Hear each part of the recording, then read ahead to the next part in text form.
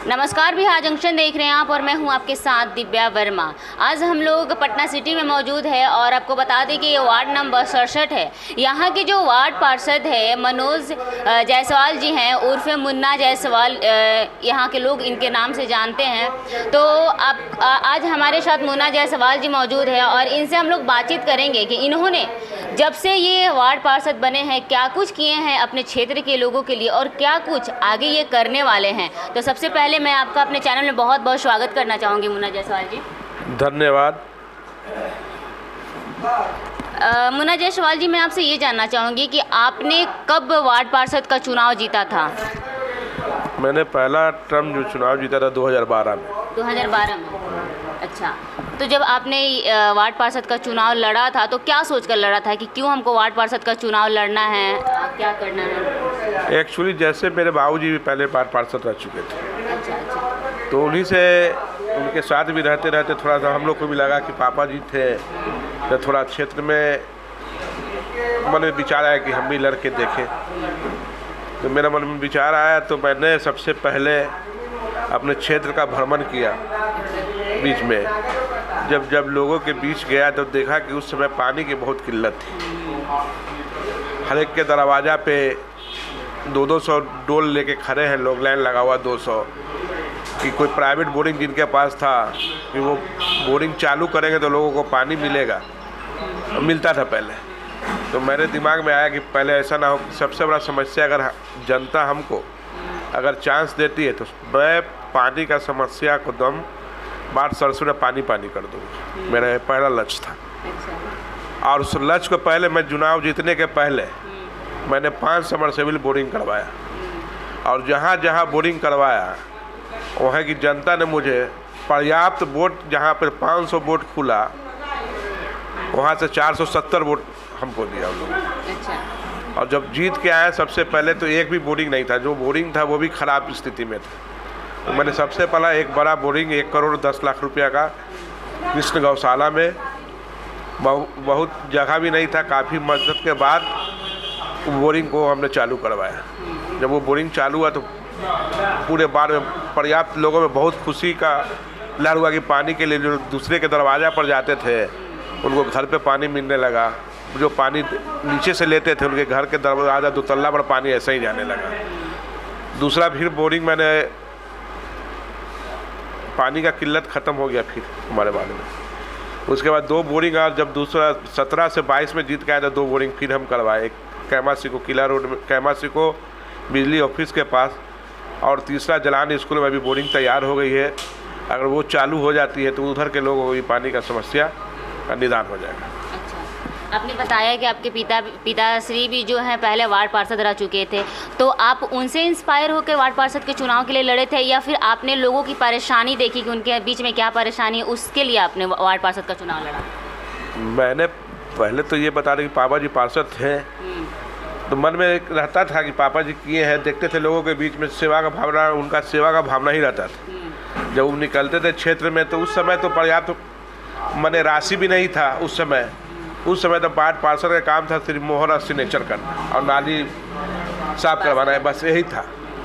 तो हम देखते थे कि पापा जनसभा जो करते थे उस समय उनका वो अपना स्टाइल था।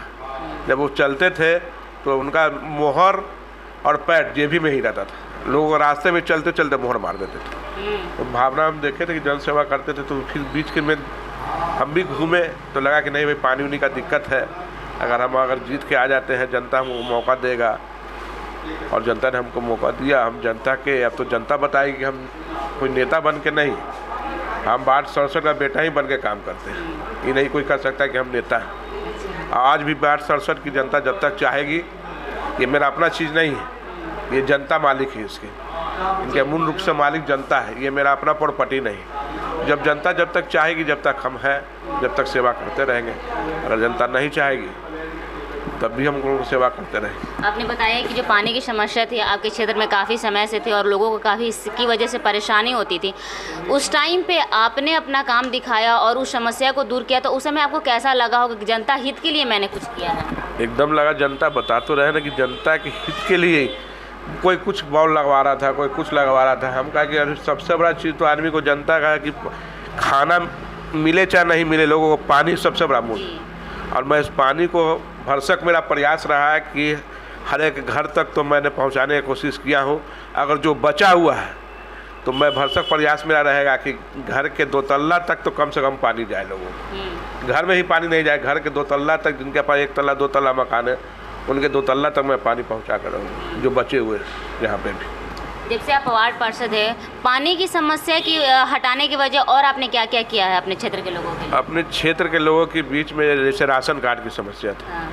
तो राशन कार्ड जब से हम बने हैं पार्षद 2012 से 2022 के बीच में 10 साल में मैंने 8500 लोगों का, मैंने 8,500 लोगों का राशन कार्ड बनवाया है।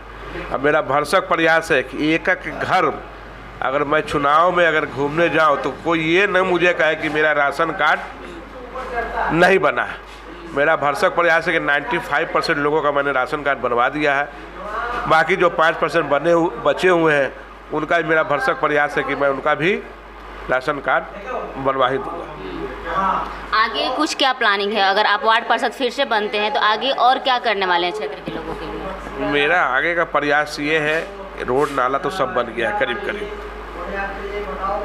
इसमें कहीं पे कोई दिक्कत नहीं। मेरा भरसक प्रयास है कि जो स्लम एरिया है, स्लम बस्ती है, स्लम के बस्ती के लोगों के लिए उनका अच्छा मकान हो, अपना घर हो, ये मेरा सबसे प्रिंसिपल है कि अगला बार मैं अगर जीत के आता हूँ, जनता अगर हमको मौका देता है तो जितना भी स्लम बस्ती है मैं उनके लिए इमारत ज़रूर खड़ा करवाने का काम करूँगा। ये मेरा वादा है लोगों के बीच। अच्छा, आम जनता से आप वादा? हाँ, एकदम। काफ़ी अच्छी आपकी सोच है कि स्लम जो लोग होते हैं उनके बारे में नहीं सोचते हैं, आप स्लम एरिया के लोगों के बारे में सोचें कि उनको एक मकान मिलना चाहिए। मैं आपसे ये जानना चाहूँगी मुनव्वर जायसवाल जी कि जो है स्मार्ट सिटी बनाने का जो दावा किया जा रहा है माननीय मुख्यमंत्री जी की तरफ से, वो देख रहे हैं कहीं ना कहीं वो गिरते नज़र आ रहा है। और 34 राज्यों में से पटना को बेदखल मतलब हटा दिया गया है कि पटना जो है स्मार्ट सिटी में नहीं है। तो इस पर आपका क्या कुछ कहना है? देखिए, सबसे बड़ा स्मार्ट सिटी की बात जहाँ तक है पटना में जो भी हमारे मेयर वहाँ की एमडी है, लेकिन कभी भी उनको इस स्मार्ट सिटी के एथी में उनको तवज्जो नहीं मिला इसमें, समझ गए ना। इस कारण से भी सारे अफसरशाही के हाथ में है। और काम जहाँ तक बात रही कि जो हम लोग ने जो प्लान बना के दिया था उस प्लान पे काम नहीं हुआ। अगर प्लान पे उस पर काम होता तो आज पटना नहीं स्मार्ट पटना दिखता। जी, तो किस तरह का आपने प्लान बना कर दिया था और किस उस समय था बहुत टाइम लग गया ना। जैसे मंदिरी नाला था, मंदिरी नाला पर हम लोगों ने दिया था बना के कि मंदिरी नाला के ऊपर रोड हो। फिर आपके जाके बाकर नाला के बारे में दिया था कि नीचे ऊपर रोड, जो नाला का नाला रह जाता ऊपर से रोड बन के जाता, तो वो सब अपने आप स्मार्ट दिखता। कुछ काम हुआ है, बाकी देखिए आगे क्या होता है।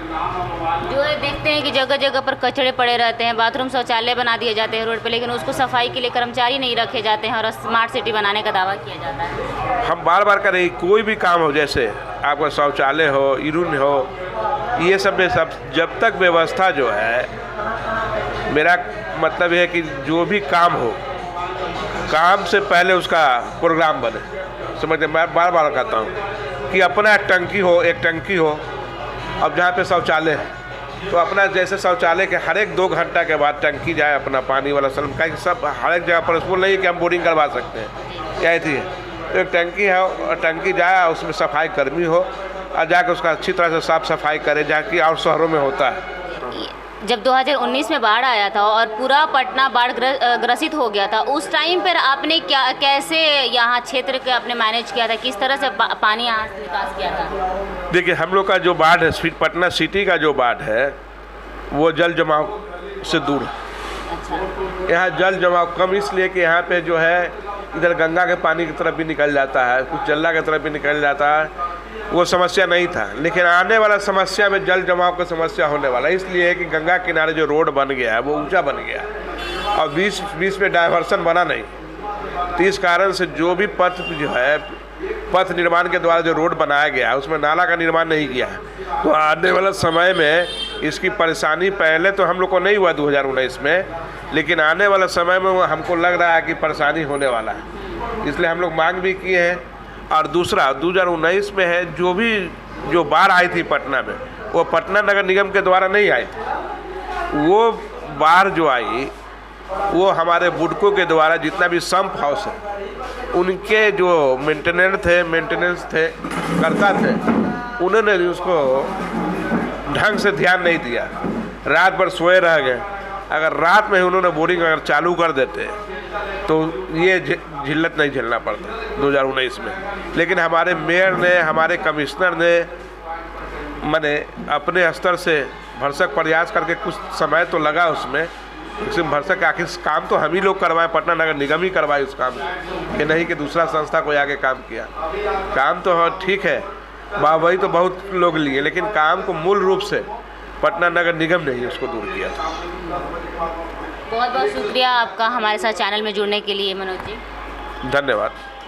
हमने यहाँ पर बात किया वार्ड पार्षद जी से और जाना कि इन्होंने क्या कुछ किया है अपने क्षेत्र के लोगों के लिए जब से ये वार्ड पार्षद अपने क्षेत्र में बने हुए हैं, और क्या कुछ इनका आगे जाकर प्लानिंग होने वाला है। तो इन्होंने बताया जो भी इनका प्लानिंग होने वाला है, जो भी जिस चीज़ पर ये काम करने वाले हैं, इन्होंने वादा किया है कि स्लम क्षेत्र के लोगों के लिए ये बढ़ चढ़ के काम करेंगे और उनको जो है छत प्रदान करेंगे। तो बहुत ही अच्छा लगा इनसे बातचीत करके और इनके कार्य को जान करके ये इतना बढ़ चढ़ कर क्षेत्र के लोगों के लिए और क्षेत्र के हित में काम कर रहे हैं। तो इसी के साथ आप बिहार जंक्शन के साथ बने रहिए। मैं दिव्या वर्मा, धन्यवाद।